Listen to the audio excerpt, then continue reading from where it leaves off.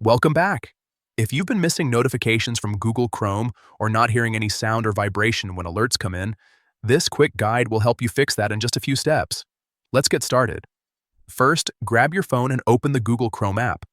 Make sure you're on the main screen so you can access the settings easily. Next, look at the top right corner of your screen and tap on the three dots.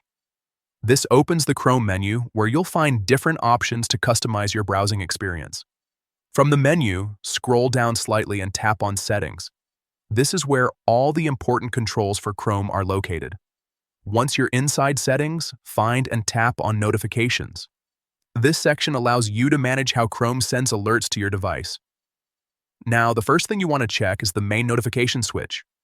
Make sure Allow Notifications is turned on. If it's off, Chrome won't send you any alerts at all. So this step is essential. After that, look for the Alert section within Notifications. Here, you'll see options related to how notifications behave. Make sure you enable Allow Sound and Vibration. This ensures that every time Chrome sends you a notification, you'll actually hear it and feel it.